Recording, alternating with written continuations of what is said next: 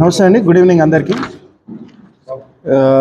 మాకు ముఖ్యంగా ఈ కేసు ప్రెస్ మీట్ పెట్టే సందర్భం ఏంటంటే, మాకు 11th ఫిబ్రవరి రోజు ఈవినింగ్ 6 o'clock అరౌండ్ మాకు కంప్లైంట్ వస్తుంది జరుగుతుంది. కంప్లైంట్ ఫ్రమ్ పవన్ కుమార్ కడతాలు, is an employee from Beumer India private limited. ఈ కంప్లైంట్ ఏంటంటే, వాళ్ళు వేర్ హౌస్ ఉంటుంది మన జిఎంఆర్ అరీనా వేర్ హౌస్లో, మనకి కాపర్ పవర్ కంట్రోల్ కేబుల్ అనేది లాస్ అయిందని చెప్పేసి కంప్లైంట్ ఇచ్చడం జరిగింది. ఎప్పుడు లాస్ అయిందంటే సుమారు నవంబర్ 2nd, 3rd వీక్లో లాస్ అయింది. కానీ వాళ్ళు ఇంటర్నల్ ఎంక్వైరీ చేసుకుని అంతా మన దగ్గరకు వచ్చేటప్పటికి ఫిబ్రవరి అయింది. ఫిబ్రవరిలో మనకు కంప్లైంట్ ఇస్తే దాంట్లో సస్పెక్ట్ వ్యక్తం చేస్తాం జరిగింది.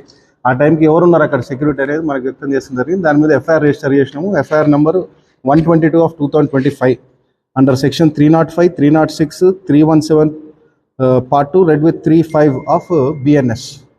ఇది రిజిస్టర్ చేసిన వెంటనే మా పోలీసు బృందాలు, మా ఎస్ఐ కిషన్ జీ గారు, మా సిఏ బాలరాజు గారు అందరూ కూడా సస్పెక్ట్ని తీసుకొచ్చి వెరిఫై చేయడం జరిగింది. ఈ వెరిఫై చేసుకున్న తర్వాత అతని కన్ఫెషన్లో మనకు ఒక నలుగురు కాదు, ఇంకొక 5 పేర్లు మనకు చెప్పడం జరిగింది. టోటల్గా మనకు నవంబర్ 18th రోజు అఫెన్స్ చేసిరని చెప్పేసి కన్ఫెస్ చేయడం జరిగింది. ఈ పవర్ కేబుల్స్ని దాన్ని ఏం చేసి దాన్ని ముక్కలుగా చేసి దాన్ని స్క్రాప్లో అమ్మేసుకుంటాం జరిగింది. అమ్మేసుకున్న తర్వాత దాన్ని ఆ స్క్రాప్లో ఉన్నది రికవర్ చేయలేకపోయినాము. దాంట్లో ఉన్న వాళ్ళు రికవర్ చేసిన అమౌంట్ వర్త్ ఆఫ్ 20 lakhs మనం రికవర్ చేస్తాం జరిగింది. ఈరోజు టోటల్గా ఒక 4 మనం జ్యుడిషియల్ కస్టడీకి పంపడం జరుగుతుంది. ఇంకో 3 అబ్స్కాండింగ్ ఉన్నారు, వాళ్ళని కూడా త్వరలో పట్టుకుని జ్యుడిషియల్ కస్టడీకి పంపుతాము.